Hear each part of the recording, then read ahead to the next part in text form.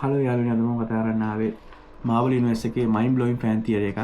ඒ fan theory එක base වෙන්නේ මෙන්න මේ තනෝස් සම්බන්ධව. ඔහු විලන් කෙනෙක් මාවල් යුනිවර්ස් එක අනුව. හැබැයි බලමු ඇත්තටම ඔහු විලන් කෙනෙක්ද කියලා. මේ ෆෑන් තියරි එක බේස් වෙන්නේ ඔහුගේ ක්‍රියාකලාප සම්බන්ධව. ඒ ෆෑන් තියරි එක අනුව ඔහු විලන් කෙනෙක් වෙනවද නැත්නම් හීරෝ කෙනෙක් වෙනවද කියලා අපි බලමු ෆෑන් තියරි එක අනුව. මේක මයින්ඩ් බ්ලෝයින් ෆෑන් තියරි එකක් යාළුවනේ. අපි බලමු කතා කරමු. මාවල් යුනිවර්ස් එකේ යාළුවනේ ඕවර්පොපුලේෂන් එකෙන් කොලැප්ස් වෙනවා කියලා තනොස් දැනගන්න. ඒ හින්දා තනොස් half of the universe විනාශ කරන්න උත්සාහ කරනවා මේ ඕවර්පොපුලේෂන් එකෙන් මාවල් යුනිවර්ස් එක කොලැප්ස් වෙන යන එක නවත්තන්න.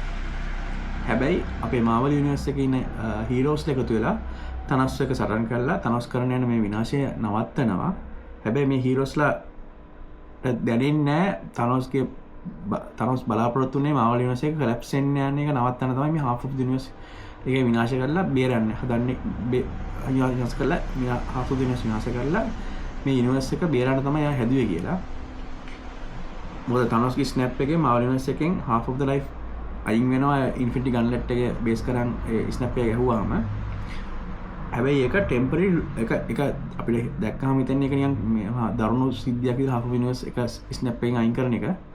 හැබැයි ඒක ටෙම්පරරි රීසෙට් එකත් ඒ තියරි එක අනුව ෆෑන් තියරි එක අනුව. එතකොට half of the universe අයින් වෙනවා. ඒ වගේම මාවල් යුනිවර්ස් එකත් සේව් වෙනවා ඒ ස්නැප් එකේ. හැබැයි මේ මාවල් යුනිවර්ස් දැන් ස්නැප් ඒ විනාශය නැවැත්වපු හින්දා හීරෝස්ලා එකතු වෙලා තනොස්ගෙන් වෙන්න ගියපු ඒ විනාශය නවත්වපු හින්දා මාවල් යුනිවර්ස් එකේ අනාගතයේ ඉක්මනට විනාශ වෙන එක සම්භාවිතය වැඩි වෙන එක විතරයි උනේ තනොස් නවත්වපු එකෙන්. එතකොට ඒ කියන්නේ තනොස්ගේ බලාපොරොත්තු වෙලා තිබ්බේ මාවල් යුනිවර්ස් එක සේව් කරගන්න. ඒක හින්දා මම මේ ෆෑන් තියරි එක අනුව කියන්නේ මාවල් යුනිවර්ස් එකේ සේව් කරන් බලාපොරොත්තුෙන් ස්නැප් එක යූස් කරන්න හදපු තනොස් විලන් කෙනෙක් නෙමෙයි හීරෝ කෙනෙක් කියලා විදිහට තමයි සලකන්නේ මේ ෆෑන් තියරි එක අනුව. ඉතින් යාළුවනේ ඔයාලගේ ඔපිනියන් එක මොකක්ද කියලා ටයිප් කරන් යන්න. ඔහු ඇත්තටම තනොස් කෙනෙක් විලන් කෙනෙක්ද හීරෝ කෙනෙක්ද කියලා ටයිප් කරන් යන්න.